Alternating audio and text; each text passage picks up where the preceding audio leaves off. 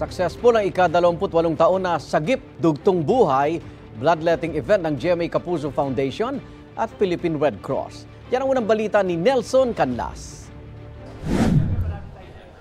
20 years and counting na ang Sagip Dugtong Buhay, ang taunang bloodletting event ng GMA Kapuso Foundation at Philippine National Red Cross.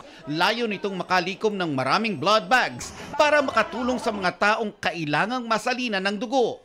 Natataon din ito sa birthday ng Ambassador and Special Advisor for GMA Kapuso Foundation at 24 oras anchor na si Mel Tiangco. Siya raw kasi mismo nangailangan dati ng dugo. Na-heart attack ako nung mga panahong yun eh. So, I needed blood very badly.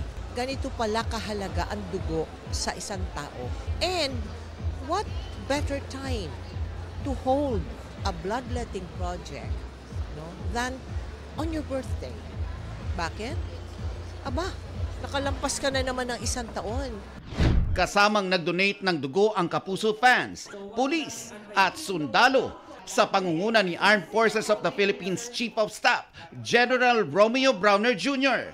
Nag-donate din ang AFP ng 4 million pesos para makatulong sa mga nasalanta ng Bagyong Karina. Tinanggap ito ni GMA Kapuso Foundation Executive Vice President and Chief Operating Officer Ricky Escudero Katibog.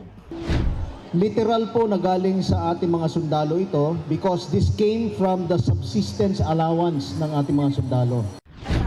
At para maging mas enjoyable pa ang charity event, nagpakilig ang ilang Kapuso artists tulad ng Sparkle P-Pop group na Cloud7. Ito ang unang balita ni Nelson Canlas para sa GMA Integrated News. Igan, mauna ka sa mga balita. Mag-subscribe sa GMA Integrated News sa YouTube.